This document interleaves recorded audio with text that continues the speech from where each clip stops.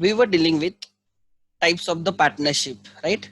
And we completed the same in yesterday's lecture. Basically, there are three types of the partnership. One, on the basis of the time period for which a partnership has been formed. If it is for a fixed period, that partnership is called as partnership for a fixed period. Otherwise, it is a partnership at will. If partnership is formed for carrying on a specific adventure, specific undertaking, specific task or project, such partnership is called as particular partnership. Otherwise, the partnership is partnership at will. Partnership at will is a partnership, right, where the contract does not speak about the duration of the partnership, or it does not help you to determine the particular task or undertaking for which it has been floated. Such partnership are partnership at will. Partnership for a fixed period and particular partnership comes to an end on achieving the respective milestone. That is, partnership for fixed period comes to an end on a completion of that period. I mean, it automatically get dissolved on a completion of that period. And particular partnership comes to an end, or it get dissolved on completion of the undertaking or adventure. However, the partners may decide to continue the partnership, and that partnership will be called as partnership at will. In case of partnership at will, such partnerships are carried for, right, not for any specific period, or right, even, right, there is no specific purpose. It can be carried for any other purpose. And in such a case, the partnership comes to an end, or partnership get dissolved by serving a notice by any of the partner in writing to other partners of his intention to dissolve the firm. That notice must be in writing and to be served to each and every partner. Then, if he has mentioned the date of dissolution in the notice, the firm stands to dissolve from that date. If any specific date is not mentioned in the notice, the date of serving the notice or date of communication of the notice is the date of dissolution. The date mentioned in the notice cannot be a past date. I mean, it cannot be have a retrospective effect.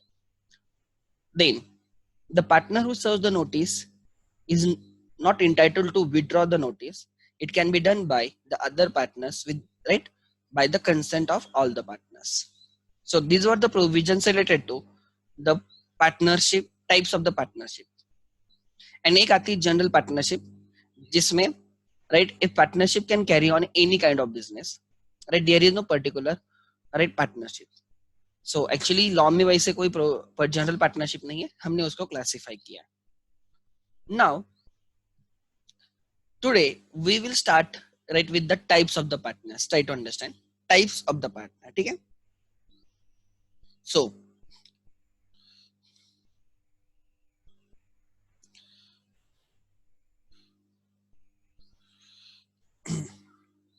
एक second मुझे open करने दो, and I will share my screen.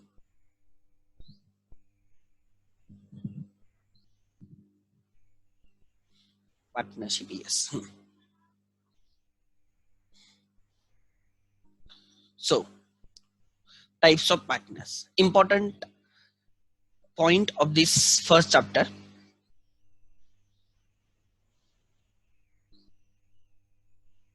Yes. Now, what are the types of the partners? Try to understand.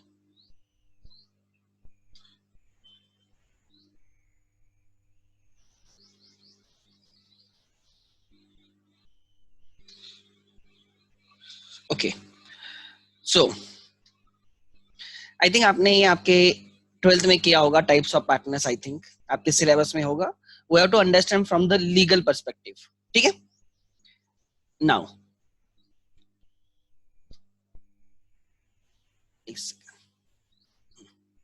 so let's start with the types of the partners. ठीक है, basically types of the partners. ठीक है, मैं यहाँ पे उसके types लिखता हूँ and we will discuss one by one. Types of partner.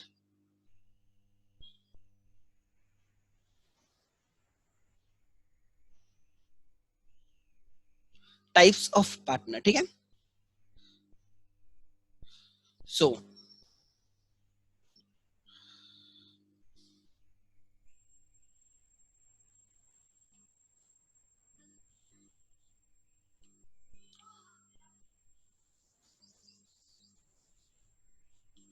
okay, it's just a second.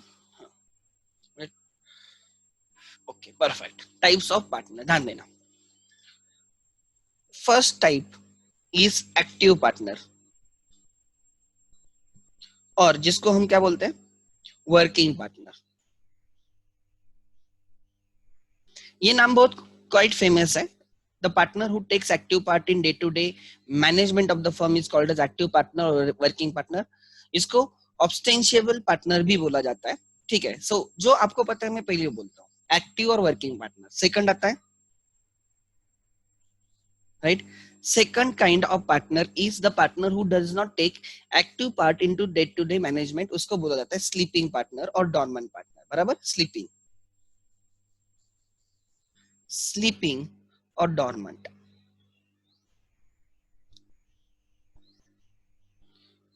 कोई लोग उसको सीक्रेट पार्टनर भी बोलते हैं, लेकिन secret partner and sleeping partner में माइनर डिफरेंस है.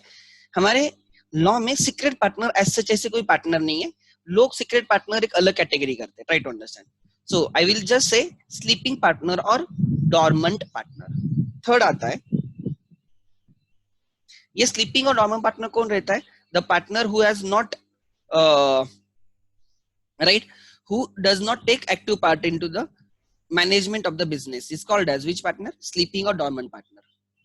फिर आता है आपका नॉमिनल पार्टनर. ये आपके अकाउंट्स में भी था 12th के. Nominal partner, right, the partner who has given his name to the partnership. Such partner is called as nominal partner. ठीक है. Number 4, partner in profit only. Partner in profit only. Profit only. A partner who by the agreement among all the partners is entitled to share only and only profits.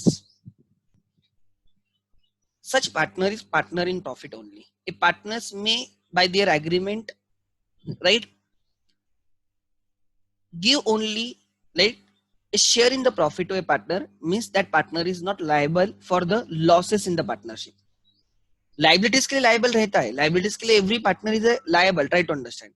However, I'm talking about the profit or losses, right? In that case, he is entitled to share the profits. He is not liable to share the losses. Then, number 5,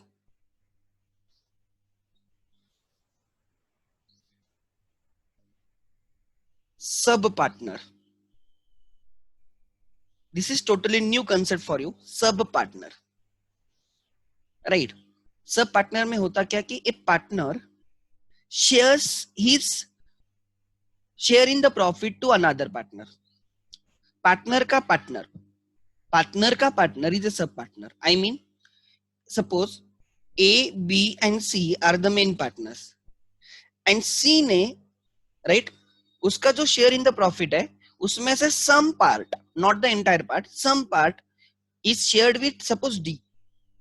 D is not a partner of A, B. Try to understand. A, B, C are the main partners.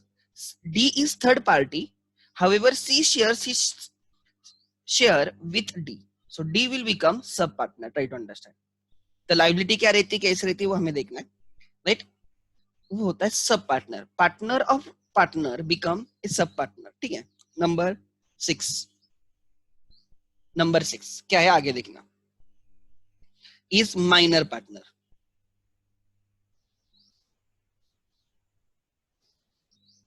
Minor partner, the partner who has not completed, right, who has not attained majority to right as per the law to which he is subject, right? मतलब India में the person or who has not completed 18 years of age is a minor, right? तो उसके बारे में minor partner. And number 7 last one is right is partner by estoppel. Partner by estoppel or partner by holding out. Partner by holding out section 28 partner. Section 28 ये पता होना चाहिए. Section 28 important section है. Section 28 partner. ठीक है, क्या होता है हर एक चीज एक एक समझेंगे. There are two other types but एक होता है इनकमिंग पार्टनर, दूसरा है आउटगोइंग पार्टनर. वो बहुत सिंपल है. इनकमिंग पार्टनर कौन होता है? The partner who is admitted to the existing partnership, उसको बोलते हैं incoming partner.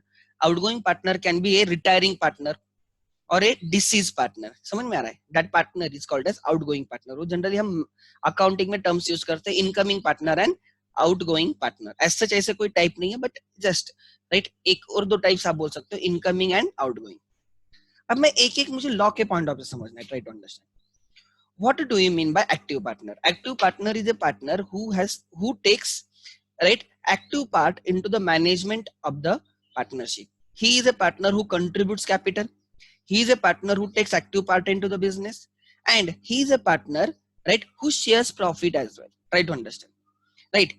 So such partner is called as active partner. Obviously his liability is unlimited. His liability is unlimited. He is liable to the third parties. What do you mean by third parties? Third parties means the parties other than partners. Try to understand. Third parties matlab right other than partners. Every other person is called as a third party. Your creditors, your bankers, समझ में आ रहा है? Your customers, right? All those government, right? Your employees, they become the third parties. Try to understand. So, right? He is liable to the third parties. He is known to the world at large because he is active partner. वो सबको पता होता है. Every third party knows him because he is a face of the organization. He is the face of the whom right अपनी firm. So such partner is an active partner. इसमें क्या याद रखना है? एक, he contributes capital. Yes. He shares the profits and losses. Yes. Then third, right? He takes active part into the business. He is known to the world at large. Third parties को पता होता है because he is an active partner.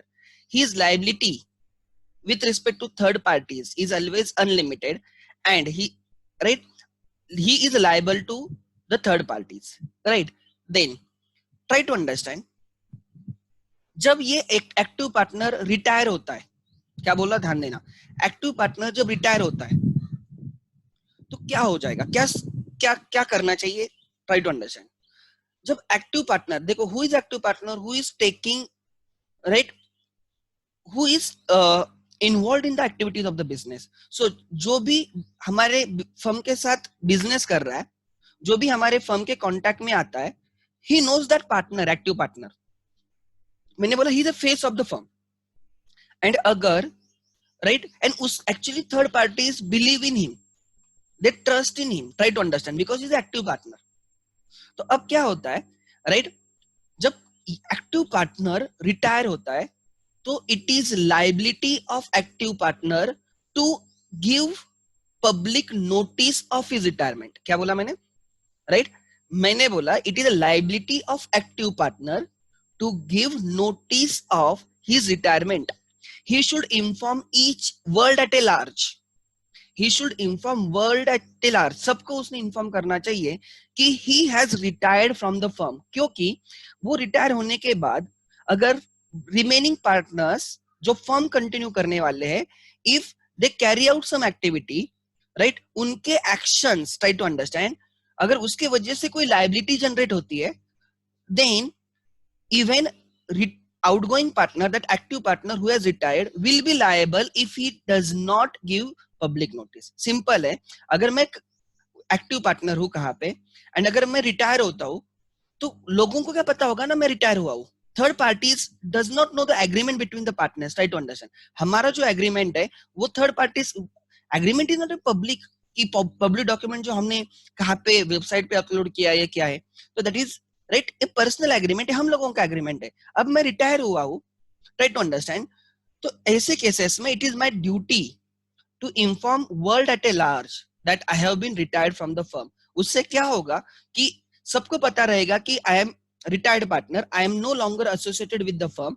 And अगर कोई third party firm के साथ contract करती है एंड उसके वजह से इफ थर्ड पार्टी सफर्स, तो third party will make liable to those partners and not me. तब थर्ड पार्टी ये नहीं बोल सकती कि यू वर ए पार्टनर, तब ये नहीं बोल सकते हमें नहीं पता था तो रिटायर हुआ है। Now they know that you have been retired, they cannot hold you liable, they cannot hold you responsible। हाँ, but अगर आप उनको बोलते नहीं थर्ड पार्टीज को, if you don't let, right, you don't let them know कि you have been retired, तो ऐसे केसेस में थर्ड पार्टी कैन क्लेम कि you were a active partner, हम तेरे पे ट्रस्ट करते थे, you were the face of the organisation, तेरे पे फेथ है इसलिए हमने कॉन्ट्रैक्ट किया, and now we have suffered, right. ऐसे केसेस में यू आर लायबल। सो जब कभी भी एक्टिव पार्टनर फर्म से रिटायर होता है, to absolve himself from the liabilities after his retirement. देखो, कोई भी partner up to date of retirement तक वो लायबल होता है एक्टिविटीज ऑफ द फर्म के लिए, उसके खुद के एक्ट्स के लिए, एट द सेम टाइम बाकी पार्टनर्स के एक्ट के लिए, till the date he is a partner वो लायबल रहेगा। रिटायरमेंट के बाद क्या, रिटायरमेंट के बाद के एक्ट्स के लिए ही will be held liable, active partner will be held liable only if he has not given public notice of his retirement. इसलिए ये इंपॉर्टेंट होता है कि working partner, A active partner if retires must give public notice of his retirement, must give public notice of his retirement. Try to understand. Otherwise, he will be treated as partner by holding out. क्या होता है partner by holding out, मैं end में समझाऊंगा। क्या बोला मैंने, if a working partner does not give public notice of his retirement, he will be treated as partner by holding out. उसको सेक्शन 28 पार्टनर बोला जाएगा। क्या है सेक्शन 28 अलग से समझेंगे, राइट। सो इंपॉर्टेंट क्या है कि पब्लिक नोटिस, बाकी आपको पता है, आपने 12th में सीखा है कि वर्किंग पार्टनर ही, राइट, वो एक्टिव पार्टनर एक्टिवली एंगेज वगैरह करता है। What is more important now, right, public notice at the time of retirement. Yes, it is must for the active partner to provide public notice, to give the public notice. दूसरा है, अगर active partner like insane हो जाता है या permanently incapable हो जाता है to carry on the activities. क्या बोला मैंने, वो इनसेन हो गया because active partner is carrying on a business for other partners, बराबर। अगर वो खुद इनसेन हो गया या he is permanently incapable to carry on a business, ऐसे केसेस में this can be a ground for the dissolution of the firm. अगर कोई एक्टिव पार्टनर इनसेन या परमानेंटली इनकैपेबल होता है to carry on the activities of the business, ऐसे cases में, सच right situation में, court may order dissolution of the firm। Try to understand, that can be, that may be a ground, मैं ये नहीं बोल रहा हूँ ये necessarily dissolve होगी, that may be a ground for dissolution of the firm। so ये provisions है related to active partner जो हम करेंगे, ठीक है। these are the provisions related to active partner। so क्या है देखते हैं अंदर नोट्स में क्या लिखा है। सिंपल है, ज्यादा कुछ ये नहीं है, ठीक है। फर्स्ट, एक्चुअल पार्टनर, राइट, और ऑब्स्टेंसिबल पार्टनर और एक्टिव पार्टनर और वर्किंग पार्टनर, अलग अलग नाम है वर्किंग पार्टनर, ठीक है। ऑब्स्टेंसिबल पार्टनर, ये इंपॉर्टेंट है। So a person who becomes partner by agreement and is actively engaged in the conduct of the business of the partnership is called as actual partner, active partner। He is an agent of the other partners in the ordinary course of the business of the firm। He is an agent because he carries on activities of the business, right। He binds himself as well as other partners, right, as far as third parties are concerned। Third parties means parties other than partners are called as third parties, for all the acts which he does in the ordinary course of the business and in the name of the firm। It is assumed that active partner has got implied authority। We assume that every act conducted by active partner is within the scope of his authority because of active partner hai। And all those activities which he carries out in ordinary course of business and in the name of the firm will bind himself as well as other partners। So he is an agent of the other partners। he must give, this is very important, he must give public notice. Public notice क्या होती है पता है आपको? जो आपका local, आपका जो ऑफिस है, हेड ऑफिस, राइट, वो जिस एरिया में, वहां पे लोकल लैंग्वेज में जो न्यूज़पेपर रहेगा, राइट, उस न्यूज़पेपर में आपको नोटिस देनी होती है. वर्नेकुलर लैंग्वेज के पेपर में आपको, मिनिमम एक पेपर में आपको क्या देनी होती है? नोटिस देनी होती है, बिकॉज वो लोकल लिमिट में रहेगी ना फर्म, इसलिए. एंड अगर आपकी फर्म रजिस्टर्ड है तो ऑब्वियसली आपको रजिस्टर ऑफ फर्म को भी एक नोटिस देनी होती है, that is called as public notice. Try to understand. वो पब्लिक नोटिस लास्ट चैप्टर में आएगा, एक्चुअली कैसे पब्लिक नोटिस देनी होती है वगैरह समझ लेना. A active partner must give public notice of his retirement in order to absolve himself, to detach himself, right, of the liabilities for the acts of the other partners done after his retirement. वो retire होने के बाद अगर partners continue करेंगे firm, in that case वो जो नए liabilities generate होंगे, उस उन लाइबिलिटी से खुद को दूर रखने के लिए, खुद को एब्सॉर्ब करने के लिए, खुद को डिटैच करने के लिए, he must give public notice. If he forgets to give public notice, in that case even those acts done after his retirement, right, उनके थ्रू अगर कोई लाइबिलिटी जनरेट होती है तो he will be held liable. Now his insanity or permanent incapacity to perform his duties may be ground for dissolution of the firm. May be ground, not necessarily. If court finds that there is no other option but to dissolve, the court will dissolve. But agar other partners can carry on, right, court will ask you to carry on a firm. कोई दिक्कत नहीं. It may be ground for the dissolution of the firm. ये दोनों points important रहेंगे. Next, आगे, right, and last वाला point मैंने अभी जिक्र किया था, section 28. Active partner who fails to give public notice at the time of retirement is also liable as a partner by holding out. मैंने क्या बोला? He should give, right, public notice of his retirement, otherwise he will be held liable for the liabilities even after his retirement. ठीक है? For the acts done by the other partners after his retirement. So तब उसको कौन सा partner बोला जाएगा? Active partner नहीं बोला जाएगा, तब उसको बोला जाएगा पार्टनर बाय होल्डिंग आउट. मतलब ये उसकी डेट ऑफ रिटायरमेंट है, इसके पहले he is active partner. he will be held responsible for all the acts when he was a partner. इस दिन पे वो रिटायर हुआ, he should give public notice. But suppose he fails to give public notice, इसके बाद obviously he is not a partner, but as he has failed to give public notice, he will be held liable for all the actions of the remaining partners done after his retirement. But तब उसको कौन सा partner बोला जाएगा? Partner by holding out, partner by estoppel, section 28 partner बोला जाएगा. So up to retirement he is active partner, after retirement he will become, right, partner by estoppel, partner by holding out, section 28 partner if he does not give public notice, right. So last के 3 points were very important, right. ये 3 points बहुत important है. आगे, yes, आगे. So ये simple है, इसमें कुछ नहीं है. एक्टिव पार्टनर, राइट, वो कैपिटल देता है, वो प्रॉफिट शेयर करता है, एक्टिवली इन्वॉल्व रहता है, he is liable to all the third parties. At the time of retirement he must give him public notice of his retirement. His insanity or permanent incapacity may be ground for dissolution, and if he fails to give public notice he will be treated as partner by holding out. ठीक है? उसके exactly opposite, exactly I don't mean in every term, right, sleeping partner और dormant partner. Sleeping partner और dormant partner वो partner होता है, right. Sleeping partner और dormant partner वो पार्टनर होता है, राइट, जो कैपिटल कंट्रीब्यूट करता है, वो प्रॉफिट भी शेयर करता है. however he is, right, he does not take active part into the day to day activities of the business.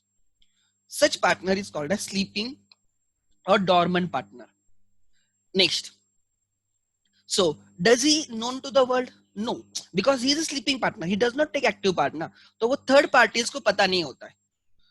सो इसलिए ट्राई टू अंडरस्टैंड, अगर वो रिटायर होता है तो public notice is not mandatory for him.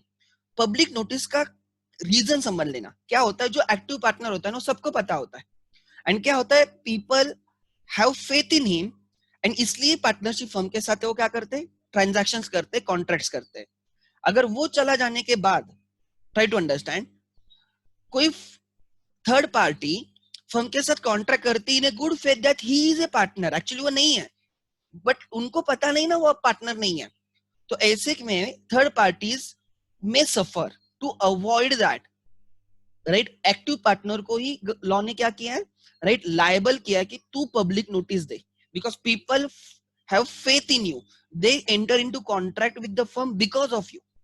सो जब तू जाएगा, तब जाएगा मतलब रिटायर होगा, डेथ के बाद किसी की डेथ होती तो public notice is not mandatory, right to understand, death होने पे पब्लिक नोटिस मैंडेटरी नहीं है, रिटायर होने पे पब्लिक नोटिस मैंडेटरी है।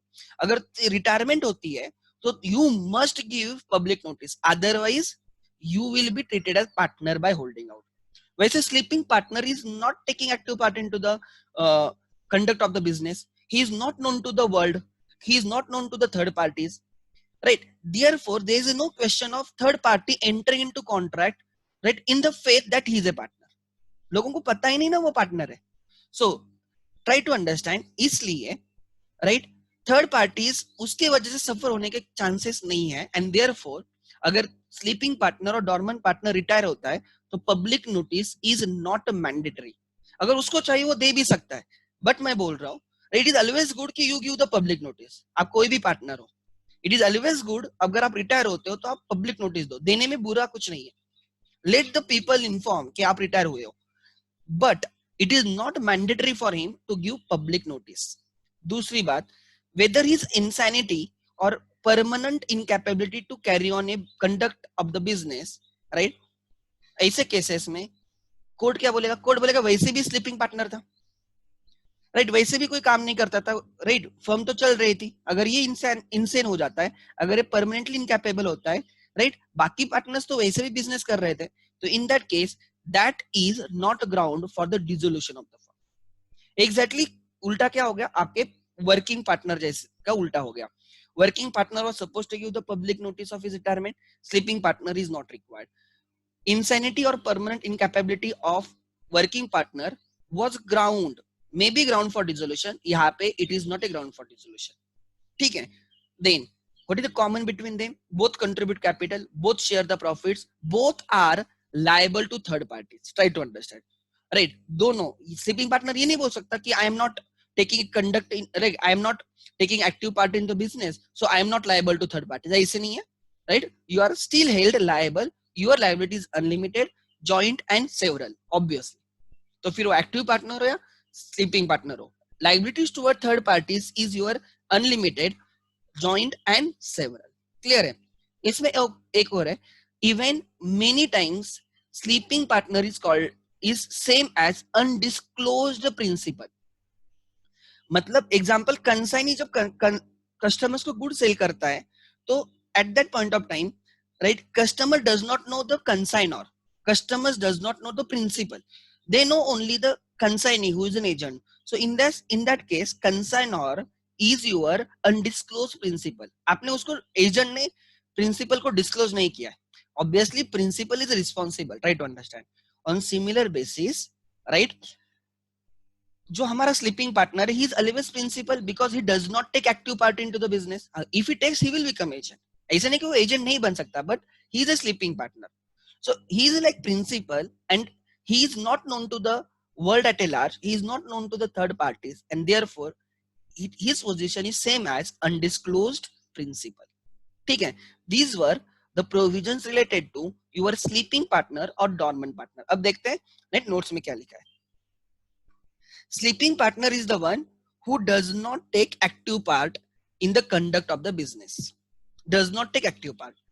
He, like other partners, invests capital and shares profit. Yes. Then he is equally liable. भले ही वो काम ना करे, but he is equally liable along with other partners for the debts of the firm, even though his existence is kept secret from the outsiders dealing with the firm. He is equally liable. Every partner, कोई भी partner हो, कोई भी बोल रहा हो, every partner is liable to third parties except minor partner. Her partner की liability unlimited है, joint है, several है. However, minor के case में liability is limited to his share in the firm. बाकी हर पार्टनर की लायबिलिटी इज राइट अनलिमिटेड, मतलब obviously share in the firm तो है ही है, राइट। अगर वो भी कम पड़ता है तो उसकी पर्सनल प्रॉपर्टीज अटैच किए जाएंगे, ठीक है। सो फिर वो वर्किंग पार्टनर हो या स्लीपिंग पार्टनर हो, नॉमिनल हो, कोई भी पार्टनर हो, ऐसे केसेस में जो आपका एक्चुअल पार्टनर है, राइट, उसकी लायबिलिटी क्या रहती है? Unlimited, joint and several. The position of the sleeping partner is similar to that of undisclosed principal.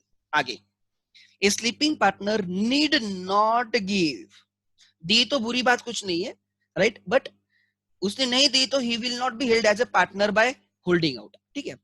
A sleeping partner need not give a public notice of his retirement, right, from the firm. He is supposed to give notice only to those parties who had knowledge that he was a partner. So, right, जिन parties को ये पता था, भले ही वो sleeping partner था, but if some parties know that he was a partner, he should inform them that he has been like retired from the firm. So, it's always better आप public notice देते तो कोई दिक्कत नहीं है.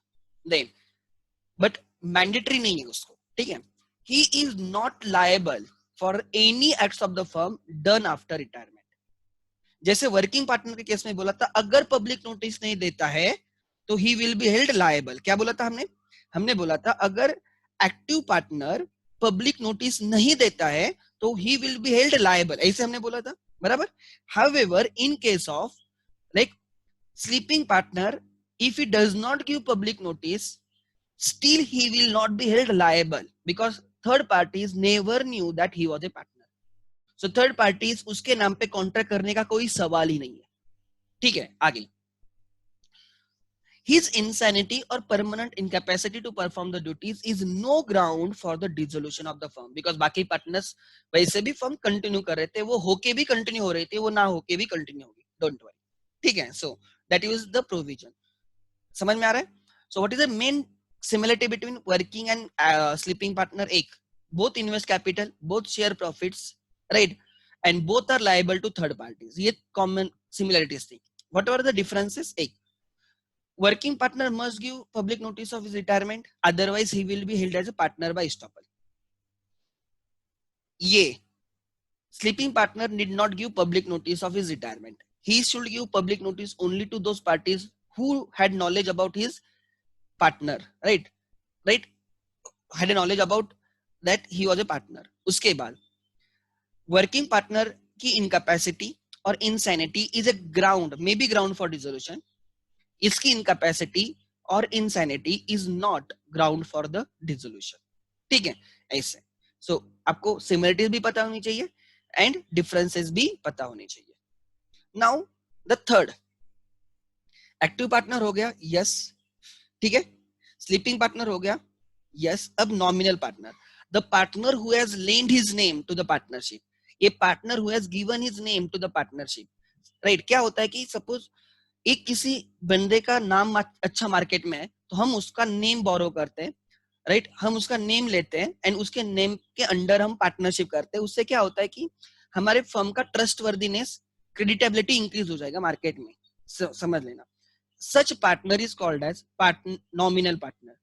Basically, nominal partner do not have real interest in the firm. He does not have real interest in the firm because he does not invest. वो capital invest नहीं करता है. Even he does not share profits in the firm. तो आप बोलोगे sir आपने तो बोला sharing of the profit is essential element, और आप यहाँ पे बोल रहे हो कि nominal partner does not share profit.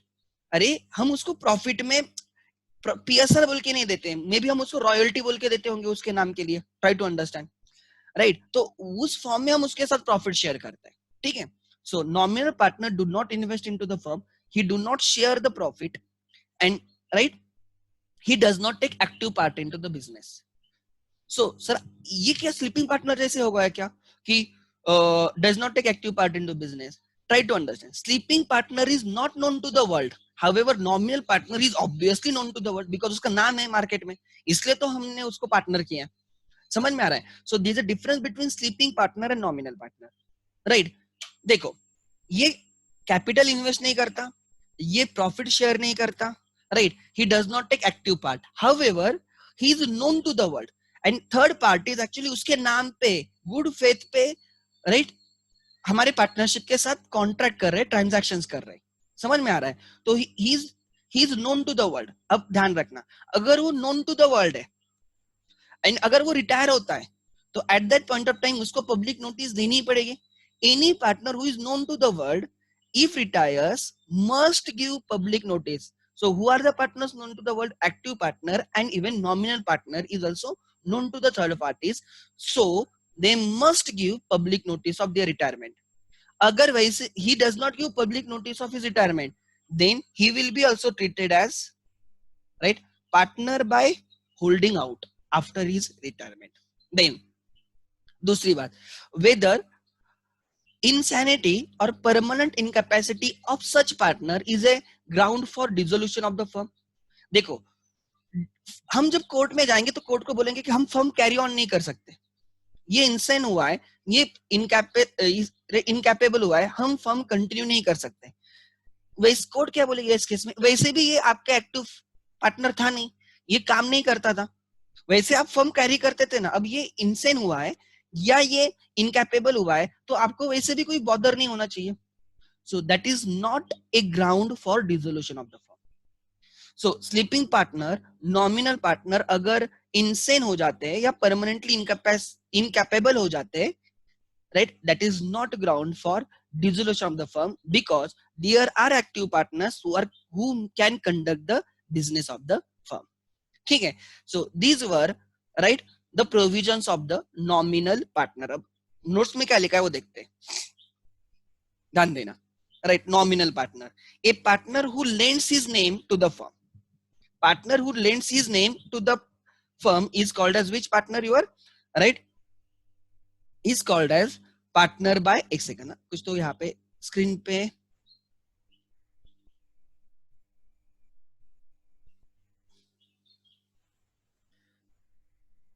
एक सेकंड मैं फिर से शेयर करता हूं screen.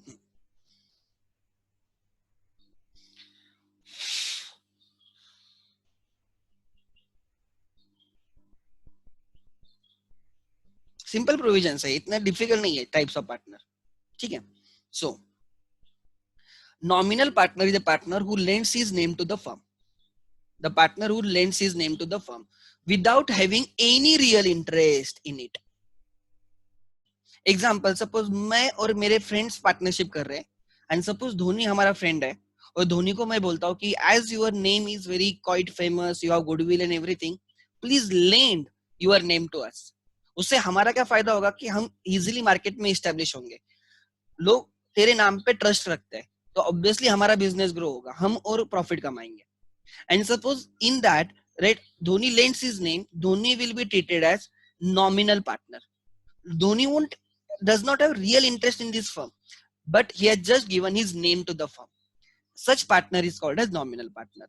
He does not invest in the business of the firm, does not invest, उसने उसका नाम दिया है, उससे बड़ी क्या इन्वेस्टमेंट हो सकती है, right? He does not invest in the business of the firm, nor does he share the profits.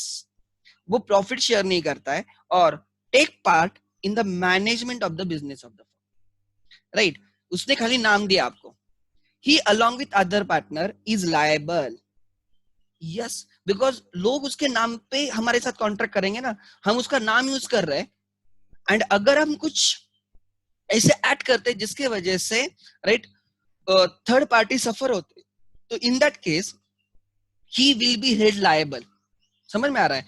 तो अगर कल जाके वो बोलता है नहीं नहीं आई एम नॉट लायबल, तो तूने तेरा नाम क्यों यूज करने दिया? समझ में आ रहा है? सो along with other partners, he will be held equally liable. His liability is unlimited, joint and several, try to understand, right, to the outsiders for all debts of the firm. उसने good faith में आपको नाम दिया था और आप उसका नाम खराब करते हो, राइट? अगर कुछ ऐसा काम करते हो जिसके वजह से लाइबिलिटी अराइज होती है या फर्म डज नॉट पे the creditors, in that case his assets will be taken or his share in the firm will be liable for repayment, right? वो क्रेडिटर्स को पेमेंट करने के लिए यूज किया जाएगा। So he will be held liable, भले ही वो प्रॉफिट शेयर नहीं कर रहा है, भले ही उसने कैपिटल इन्वेस्ट नहीं किया है, भले ही वो पार्टनरशिप के कंडक्ट में काम नहीं कर रहा है, फिर भी right he will be held liable because people are keeping trust in his name, then he must give public notice of his retirement, obviously, right? He must, because जो कोई third parties को पता होता है partner, he must give the public notice of his retirement. His insanity or permanent incapacity to perform the duties is no ground for the dissolution of the firm. A nominal partner must be distinguished from the sleeping partner. They are different. Why? Because nominal partner, what is similarity between them? Both do not take active part. Both do not take active part. This is similarity. What is difference between them? एक nominal partner do not invest, sleeping partner do invest. ठीक है, nominal partner does not share the profit, sleeping partner share the profit. Nominal partner is known to the public at a large, third parties. Sleeping partner is undisclosed principal, he is not known to the third parties, and therefore nominal partner must give public notice of his retirement. Sleeping partner is not required to give public notice of his retirement. And एक और similarity है, if in case of both insane होते हैं, permanently incapable हो जाते हैं, firm, that is not a ground for dissolution. A nominal partner must be distinguished from the sleeping partner. A nominal partner is known, right? क्या लिखा है उन्होंने? Nominal partner is, ठीक है? एक सेकंड.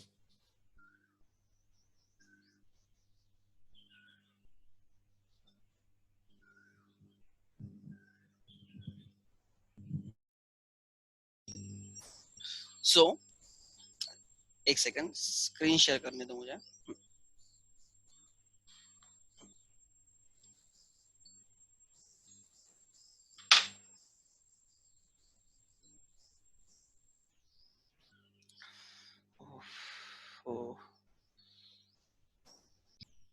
So, right, मैं वही बोल रहा था कि यू हैव टू कंसीडर, उसका अलग बिजनेस कर रहा है, उस बिजनेस में कुछ डिफॉल्ट हो गया है, उसके लिए थोड़ी फर्म रिस्पॉन्सिबल रहेगी. Is it in the course of our partnership firm? No. तो उसके लिए हम थोड़ी रिस्पॉन्सिबल रहेंगे.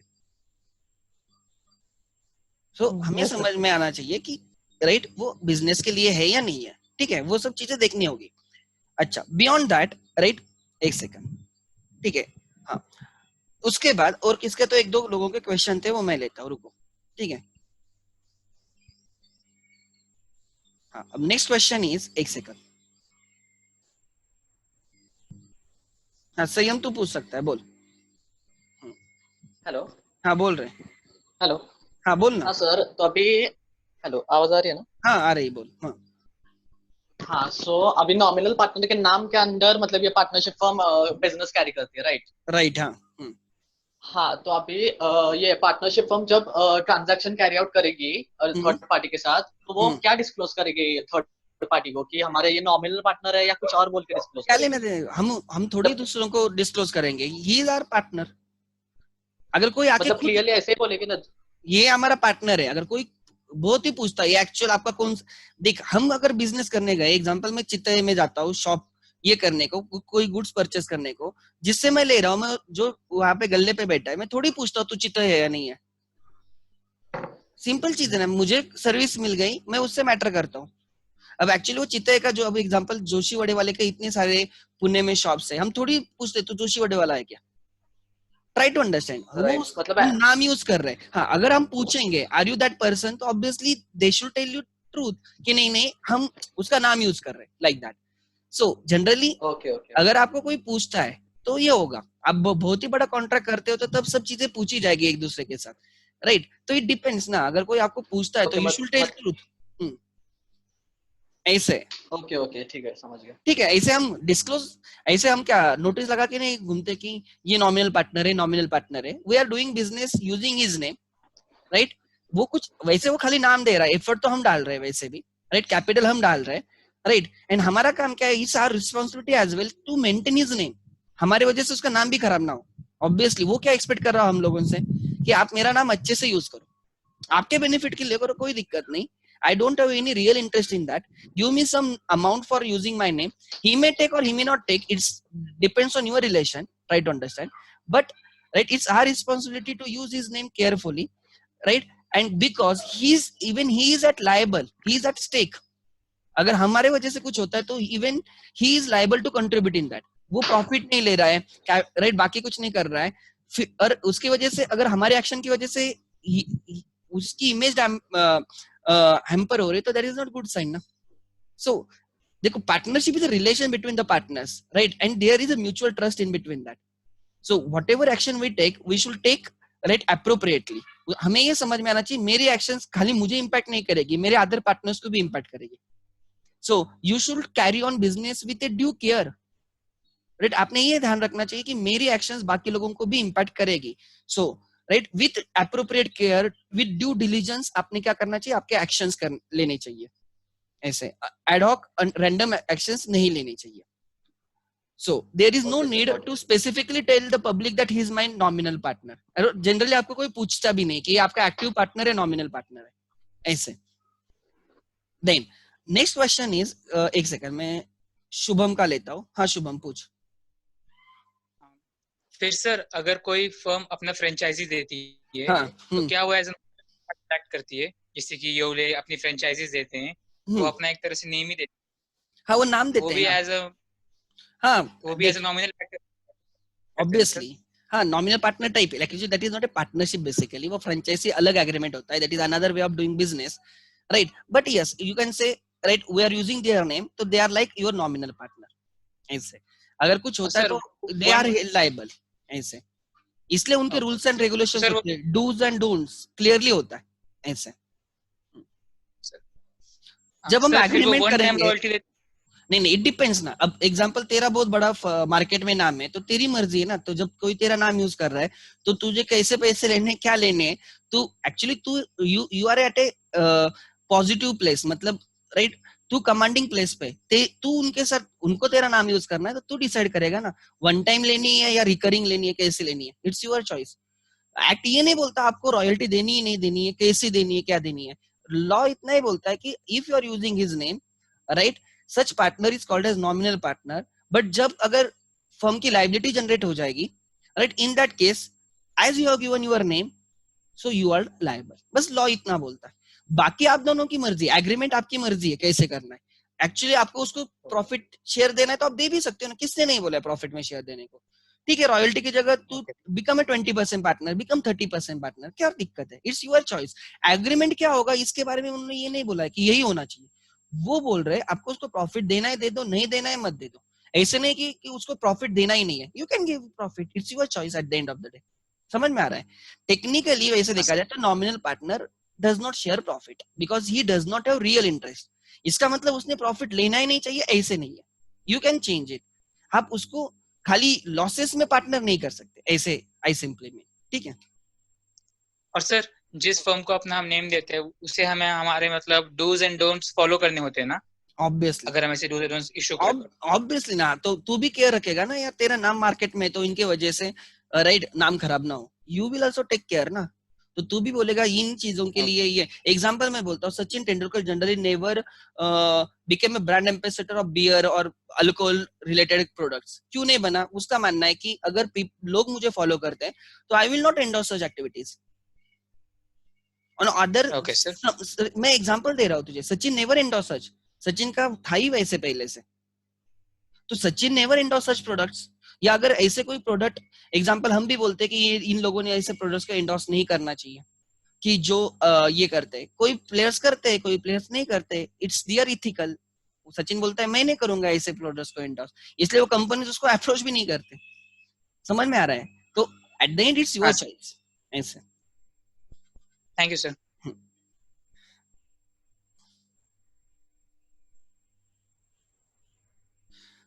सो राइट, अभी तक हमने 3 पार्टनर्स देखे. एक देखा एक्टिव पार्टनर, दूसरा देखा स्लीपिंग पार्टनर, तीसरा देखा नॉमिनल पार्टनर. ठीक है. इसमें से 2 पार्टनर्स को at the time of retirement they have to give public notice. Active partner and nominal partner जो लोगों को पता होते हैं, they must give the public notice of their retirement. But उसमें से 2 पार्टनर्स की इनकैपेसिटी और insanity is not right ground for the dissolution. एक बाद में हम एक प्रॉपर एक टेबल करेंगे, उसमें ये दोनों लिखेंगे किसके लिए जरूरी है, किसके लिए नहीं. बट लॉजिक समझ लेना, हमें रिटायरमेंट के बाद क्यों पब्लिक नोटिस देनी चाहिए. बिकॉज लोग हमें जानते हैं, people have trust in us and we are the face of the organisation. Active partner and nominal partner are the face of the organisation, therefore they must give right, public notice of their retirement. If they forget to give, they will be treated as partner by holding out. ठीक है. Then incapacity and insanity may be the ground for dissolution. ये कब है? उस case में जब वो partner actually firm चलाता है. सो स्लीपिंग पार्टनर चलाता नहीं, नहीं नॉमिनल पार्टनर वो फर्म चलाता है, तो उनकी इनकैपेसिटी और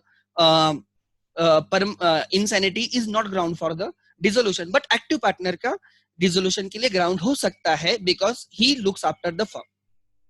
Next, right? Next type is partner in profit only. मतलब वो पार्टनर जिसको बाकी पार्टनर डिसाइड किया कि he will be sharing only and only profit. He will not be sharing the losses. And even section 4 talks about the sharing of the profit is essentially element. So, right, sometimes a partner may agree, क्या लिखा देखो, sometimes a partner may agree that partner shall get share of the profits only and that he shall not be liable to contribute towards losses. मैंने बोला he is not liable to contribute towards losses. It does not mean he is not liable to contribute toward debts of the organization. अगर dissolution हो जाता है, right, and in that case firm insolvent हो, suppose firm insolvent होती है and now the firm's assets are insufficient to pay off firm's liabilities, तो वो जो insufficient amount है that will be recovered from the private estate of the partners. ये हमने 12th में dissolution में सीखा है, right? So ऐसे cases में तो फिर will such partner not contribute? He will have to contribute. मैं profit and loss की बात कर रहा हूँ, he will share only profit. मैं liability की बात नहीं कर रहा हूँ, मैंने उसको लिमिटेड लाइबिलिटी नहीं रखी है, इसकी भी लाइबिलिटी अनलिमिटेड ही है. लाइबिलिटी अनलिमिटेड इसका मतलब क्या? When firm's assets are insufficient to pay off the firm's liabilities, in that case we will attach the personal assets of the partner. इसको बोला जाता है लाइबिलिटी, अनलिमिटेड लाइबिलिटी कंसेप्ट. तो हमने उसकी लाइबिलिटी लिमिटेड नहीं की है, हमने बोला है share in the profit. Every year जो प्रॉफिट आएगा उसमें तक, अगर P&L जब बनाएंगे जो प्रॉफिट रहेगा तो ही तुझे मिलेगा, लॉसेस में तू शेयर नहीं. समझ में आ रहा है? But I am not talking about limiting his liability. His liabilities are always and always unlimited. Try to understand. However, right, with respect to third parties, he is liable for the debts of the firm.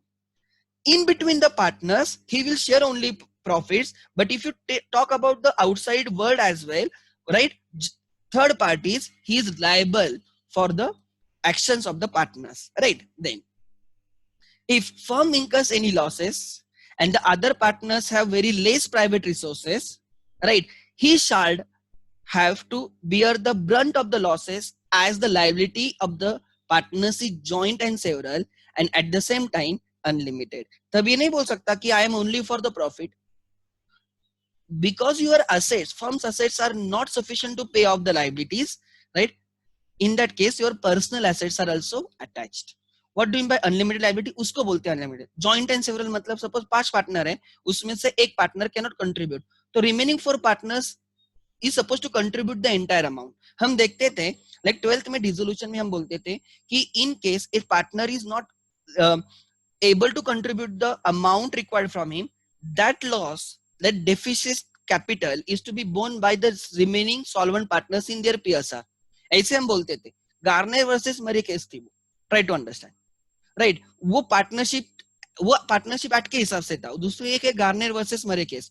उसमें देखो हम 12th में क्या करते थे अगर याद रहेगा तो, इफ एनी पार्टनर, जब फर्म इंसॉल्वेंट हो रही है and partner also becomes insolvent and he cannot contribute his negative capital, right? In that case that negative capital, deficit capital, is to be borne by remaining partner in PSR. हम PSR में डालते थे 12th में.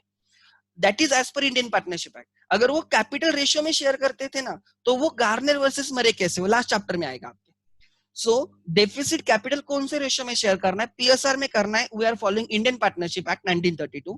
अगर वो capital ratio में share करते, अगर उस क्वेश्चन में हम कैपिटल रेशियो यूज करते तो हम गार्नर वर्सेस मरे केस करते. Try to understand. वो जो बात कर रहा हूं मैं, sharing in that case, right? एक पार्टनर का डेफिसिट कैपिटल बाकी पार्टनर्स बेयर कर रहे, that makes their liability joint and several. समझ में आ रहा है?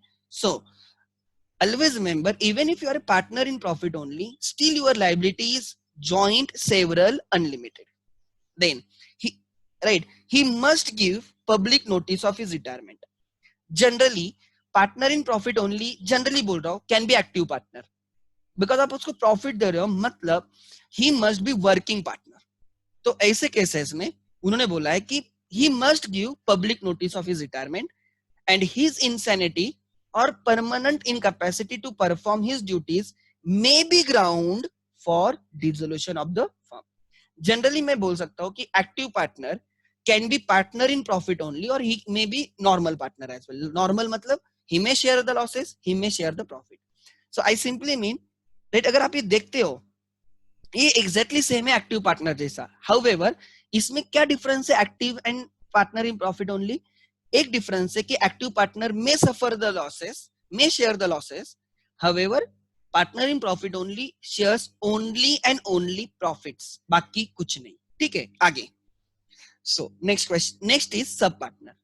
ठीक है, बहुत सिंपल कंसेप्ट है, मैं समझाता हूं, ध्यान देना। सब पार्टनर की concept, example A B C are the partners of the firm, they are sharing profits suppose 3:2:1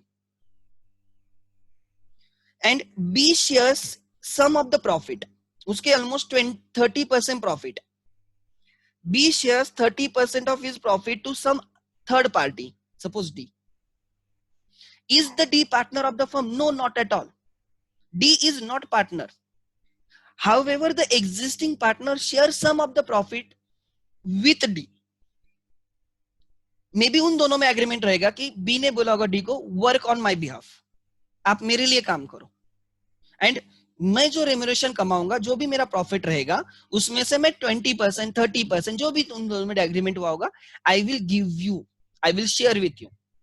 try to understand. Actually D is never a partner, D कभी भी पार्टनर नहीं है, भले ही वो some of the profit firm का share कर रहा है, because D's actions won't make liable ABC.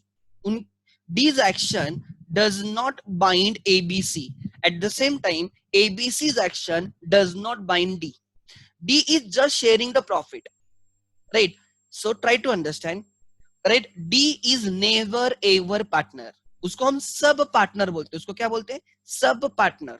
So basically sub partner is not a partner, he just share some of the profits of the, right, any one of the partner. या right, A B बोल के बोल सकते हैं D तू हमारे लिए काम कर, हम तुझे प्रॉफिट देंगे। सच partner is called as sub partner. वो कभी पार्टनर होगा क्या? नहीं। अगर वो पार्टनर नहीं है तो is he liable to third parties? No sir. अगर मैं पार्टनर है तो why I will be liable to third parties? No. So sub partner is never partner, he is not liable to third parties. तो अगर वो retire होता है, मतलब वो बी और डी के बीच का कॉन्ट्रैक्ट खत्म हो गया, right, is he suppose to give public notice? अगर वो पार्टनर रहेगा तो पब्लिक नोटिस देने की जरूरत है। So he was never partner, तो पब्लिक नोटिस देने की जरूरत नहीं। अगर वो इनकैपेबल हो जाता है, इनसेन हो जाता है, तो is it A ground for the dissolution of the firm? अरे वो पार्टनर होगा तो डिसोल्यूशन के लिए हम अप्लाई कर सकेंगे। If he was not a partner, his incapacity और इंसैनिटी मेन is never the ground for the dissolution. वो पार्टनर है ही नहीं, वो खाली क्या कर रहा है? आपका प्रॉफिट शेयर कर रहा है। वो टेस्ट 1 कंप्लीट कर रहा है, टेस्ट 2 कंप्लीट कर ही नहीं रहा है। There is no mutual agency. समझ में आ रहा है? तो such kind of partner is called as, right, sub partner. ध्यान देना। अब क्या लिखा है, प्रोविजंस क्या है sub partner? When a partner agrees to share, क्या लिखा है उन्होंने? When a partner agrees to share his profits derived from the firm with third partner, B agrees to share his profit of the firm with D. समझ में आ रहा है? With a third person. The third person is known as sub partner. वो क्यों कर रहे होंगे? उन दोनों का ये, राइट, उन दोनों का डिसीजन है। अब मैं मेरा प्रॉफिट किसके साथ शेयर कर रहा हूं? आई am not sharing my entire profit, I am sharing A part of my profit. समझ में आ रहा है? इट्स राइट, ये हम दोनों के बीच का ट्रांजैक्शन है। Obviously I will inform other partners कि मैं मेरा प्रॉफिट उसके साथ शेयर कर रहा हूं, right. Share in the profit बोला मैंने, क्या बोला? Share in the profit. आगे, he is, right, in no way connected to the firm and can not represent himself as a partner of the firm. He is never ever partner of the firm. He has no rights against the firm nor he is liable for the acts of the firm. ना ही वो firm, उसके कोई firm के against rights है, ना ही उसकी firm के लिए कोई लायबिलिटीज है। He is not liable to the third parties for the actions of the partner. Even B भी कोई एक्शन लेता है, D is not liable for that action. Try to understand. there is no question of giving public notice as he is a third person and not a partner. His insanity or permanent incapacity to perform his duties is no ground for the dissolution of the firm. Hence, since he was never ever partner, he can neither participate in the partnership business because he is not a partner, so he cannot like participate in the partnership business nor check the accounts of such partner. वो partnership में actively participate भी नहीं कर सकता, ना ही only partners have right to check the accounts of the firm. As he is not a partner, he can not check the accounts of such partner. वो partnership के अकाउंट चेक नहीं कर सकता. And to claim the share, he has no right to participate in the business of the firm. He has no right or he has no access to the accounts of the firm, right? The only right he has to share the profits in the property at the time of winding up. अगर firm wind up होती है तब जो asset cell होके जो एक surplus बचेगा partners के लिए आफ्टर रिपेमेंट ऑल लाइबिलिटीज, सब थर्ड पार्टीज लाइबिलिटीज पे कर दी, उसके बाद अगर कुछ सरप्लस बचा है तो उसमें उसका शेयर हो सकता है. That is his right. बाकी उसका दूसरा कोई राइट है क्या? नहीं है. He will be getting share in the profit of that partner every year. And जब फर्म डिसॉल्व होगी जो सरप्लस बचेगा उसमें उसका शेयर रहेगा. Other than that he has no any right against the firm. He has no liability for the firm. Such partner is called as partner, sub partner. उसको कौन सा पार्टनर बोला जाता है? Sub partner. सो क्या क्या देखा सब पार्टनर्स में? द पार्टनर हु एक existing partner agrees to share his, खुद का शेयर वो किसी थर्ड पार्टी के साथ शेयर कर रहा है, खुद का share in the profit he is sharing with the third party. That third party और that third person is called as sub partner. Partner का पार्टनर इज सब पार्टनर. वो हमारा पार्टनर नहीं है. Try to understand. Then again, that sub partner is never partner. So, he has no right against the firm. He cannot participate in the business of the firm. He does not have right to access to the books of account, and he can share the surplus at the time of winding up the firm. ठीक है. As he is not a partner, he is not liable to give public notice. His incapacity or insanity is not a ground for the dissolution of the firm. So, ये आ गया आपका सब partner. सो अभी हमने कितने partners देखे? हमने 4 types के पार्टनर देखे अभी तक. सॉरी 5 टाइप्स के देखे. एक्टिव पार्टनर, उसके बाद sleeping partner, nominal partner, partner in profit only and सब पार्टनर्स. अब जो लास्ट 2 बाकी है, दे आर वेरी लेंथी, वो मैं कल कवर करूंगा. तो आज यहाँ पे हम रुकते हैं. ठीक है. So try to understand. मैं एक यहाँ पे एक चार्ट निकालता हूं, ध्यान देना. ठीक है. एक मैं सिंपल चार्ट निकालता हूं. सो यहाँ पे name of the partner, type of the partner, type of partner, ध्यान देना. ठीक है. Type of the partner. First, will he contribute the capital? Sharing of the profit, sharing profit and losses. This is my second question. Management, will he take active part in the management? Is my third question. Manage. फिर my question is public notice at the time of retirement. Public notice. And insanity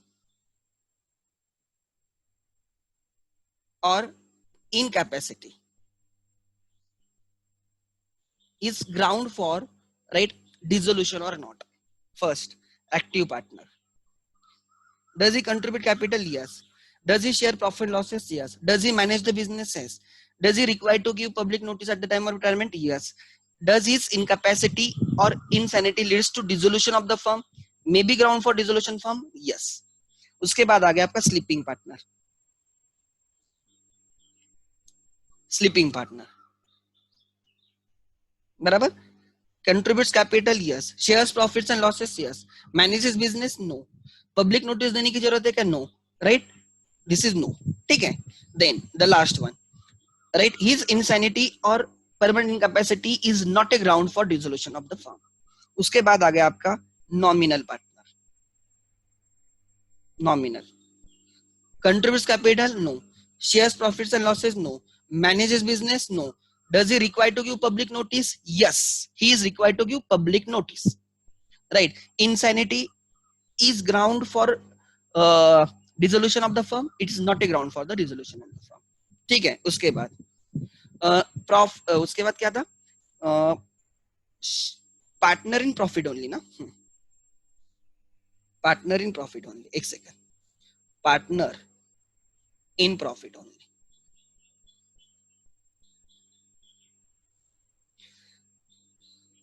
right? He contributes capital, right? अब यहाँ पे as such कुछ लिखा नहीं है, whether ही contributes, right, profit capital only और not, ऐसे कुछ नहीं है, right? I will assume he contributes sharing of profits, only profit, only profit. Does he manage the business? He may manage or he may not manage. Generally he will manage. If he is sharing profit, means he is taking up responsibility, try to understand. So managing the business. Public notice देनी है क्या? Yes, right.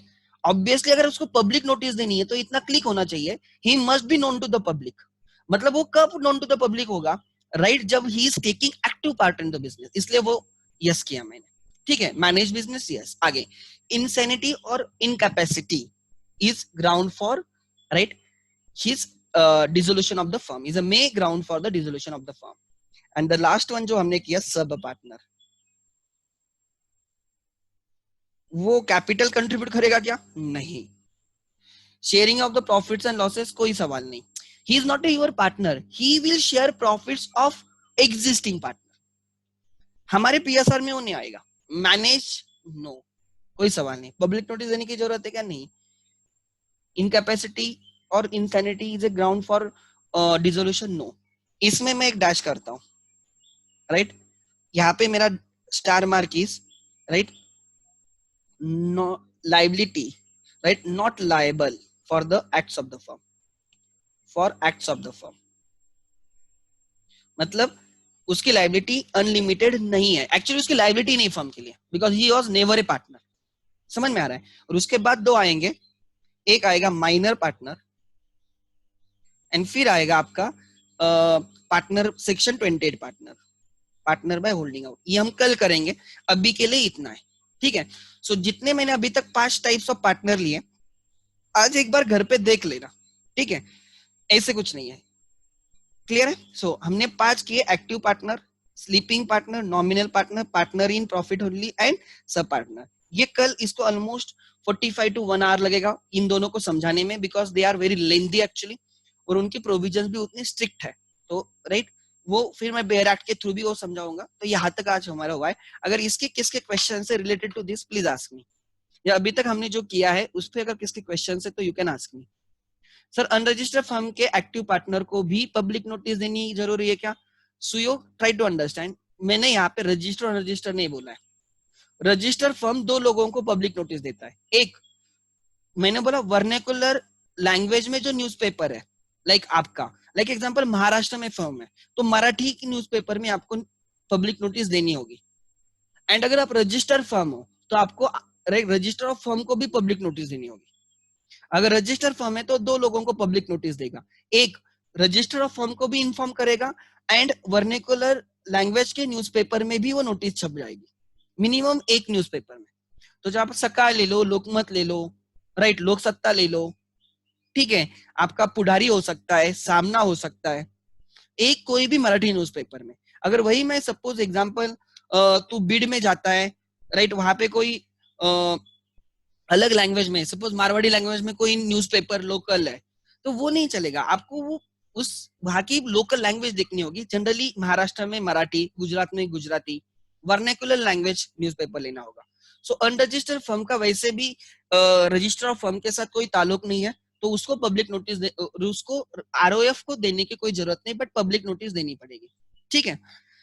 सो जब हम कब ये करते हैं, किसी फर्म के साथ कॉन्ट्रैक्ट करते हैं, तो थर्ड पार्टी किसी फर्म के साथ कॉन्ट्रैक्ट करते हैं, हम थोड़ी पूछते हैं आर यू रजिस्टर और नॉट. समझ में आ रहा है? हम डायरेक्टली क्या करते हैं, हम उसके साथ कॉन्ट्रैक्ट करते हैं.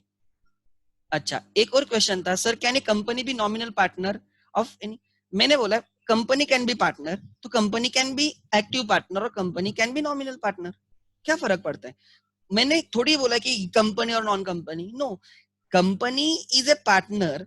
तो अगर कोई कंपनी ने, like Reliance is a company, right, legal entity है, अगर वो हमारी पार्टनर है and they are given just name, तो ऐसे केसेस में they will be treated as nominal partner, yes.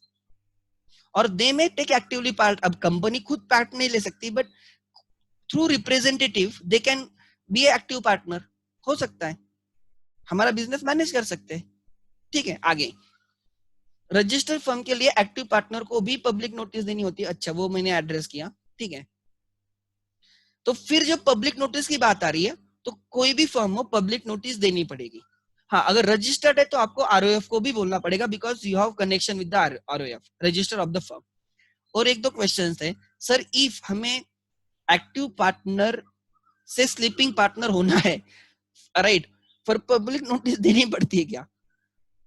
Are you retiring?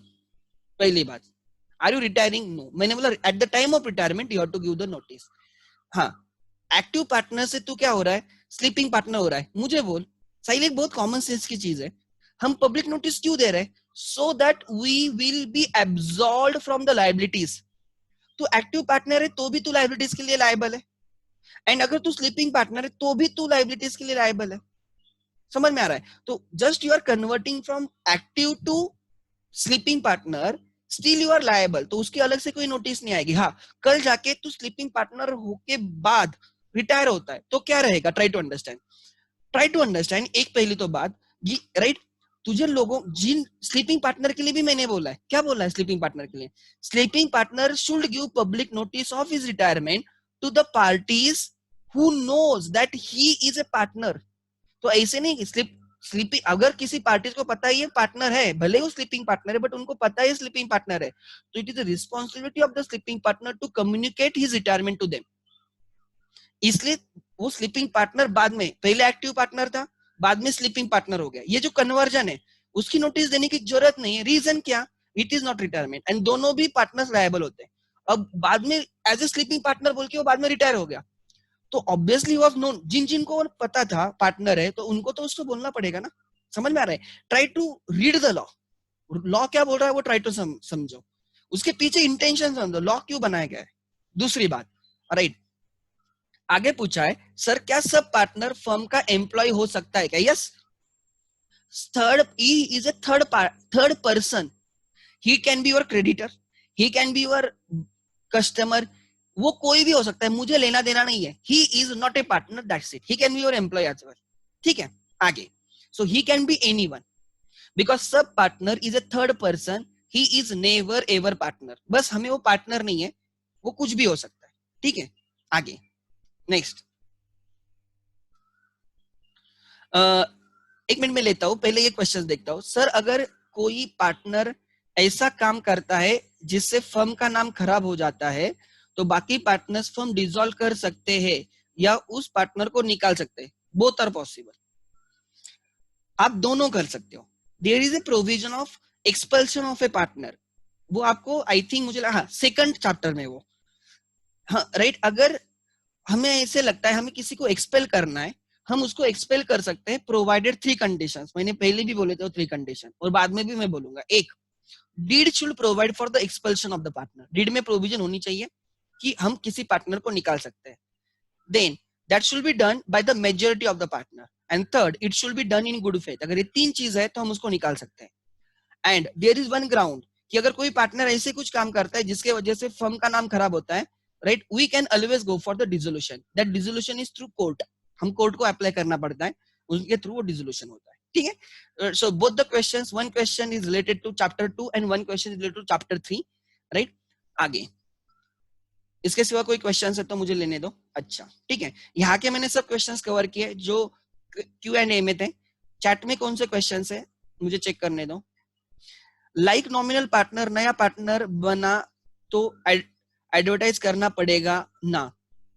I didn't get you Nishtha ma'am, एक second, क्या लिखा है उसने?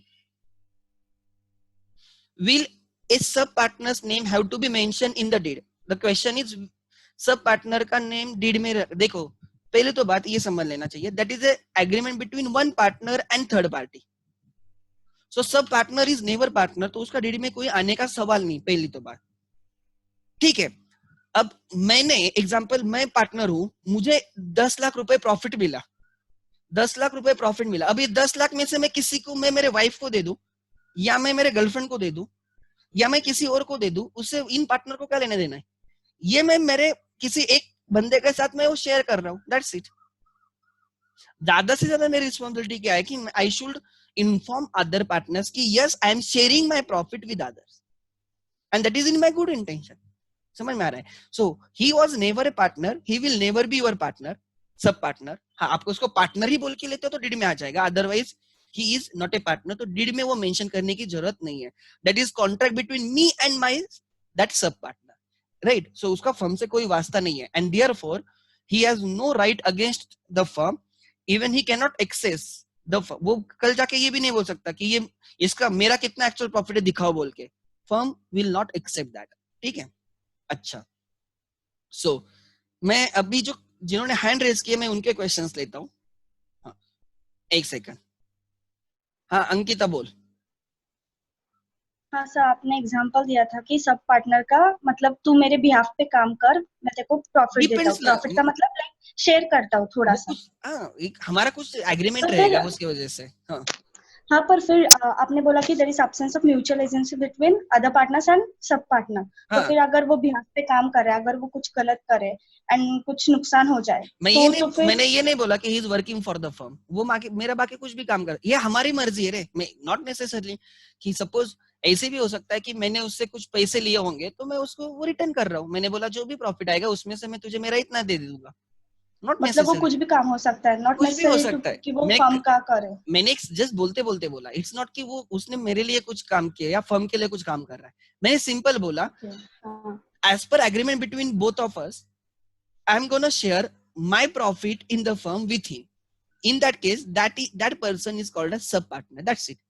क्यों शेयर कर रहा हूँ उसके रीजन लॉ गवर्न नहीं करता है। Try to understand. वो मेरा घर का काम कर रहा है, मेरा ऑफिस का काम कर रहा है, अगर वो कुछ करता है गलत तो उसके लिए मैं ही रिस्पॉन्सिबल रहूंगा, बिकॉज हम दोनों के केस में like I am a principal he is my agent in that case. So अगर उसकी गलती इज माय गलती, try to understand. So I will be I must like अगर कोई मुझे क्वेश्चन पूछता है तो आई मस्ट आंसर देम। मैं ये नहीं बोल सकता कि उससे जाके बात करो। समझ में आ रहा है? And generally try to understand कि मैं उसके साथ क्यों शेयर कर रहा हूँ, इसके पीछे कोई रीजन नहीं है कि लॉ भी उसके बारे में बोलता नहीं। सो ऐसे हो सकता है कि कोई पार्टनर, लॉ क्या बोलता है, ऐसे भी हो सकता है कि मैं मेरा शेयर किसी और के साथ शेयर करता हूँ, उसको क्या बोलोगे? ही is not a partner, that's it. ठीक है, ऐसे his actions won't bind other partners, even other partners actions won't bind him. हाँ, बट हम दोनों के एक्शंस एक दूसरे को बाइंड करेंगे ना, ऑब्वियसली। हम दोनों में कॉन्ट्रैक्ट है, right to understand. That is govern by like वो एजेंसी रिलेशनशिप हो सकती है या प्रॉपर कॉन्ट्रैक्ट हो सकता है जो इंडियन कॉन्ट्रैक्ट में आएगा। That is not govern by Indian partnership act. ठीक है, सो नेक्स्ट क्वेश्चन लेता हूं मैं। एक सेकंड। हाँ निष्ठा मैम पूछो।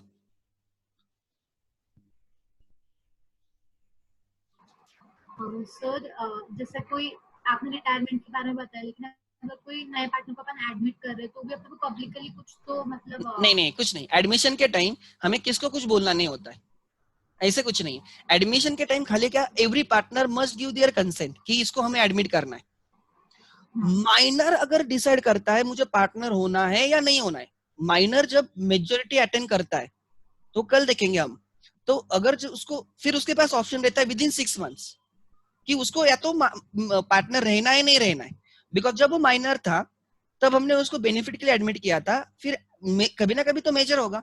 उसके बाद 6 मंथ के भीतर हमें डिसाइड करना है कि वो पार्टनर है या उसको डिसाइड करना है। उसके पास चॉइस है whether he want to become a partner और he doesn't want to become a partner. अगर वो बोलता है मुझे पार्टनर होना है तो भी उसको पब्लिक नोटिस देनी पड़ेगी कि I have decided to be a partner. अगर उसको पार्टनर नहीं होना है फिर भी उसको नोटिस देनी पड़ेगी कि I have decided not to be a partner. खाली उस केस में राइट कोई पार्टनर होता है तो नोटिस आती है, like minor if becomes partner और ही राइट उस केस में पब्लिक नोटिस आएगी। अदरवाइज कोई दूसरा पार्टनर आपका होता है तो there is no need to give public notice. ठीक है, ऐसे। So on becoming a partner there is, because वैसे भी जब आप पार्टनर बनते हो तो you become liable for the acts from the date you become the partner. समझ में आ रहा है?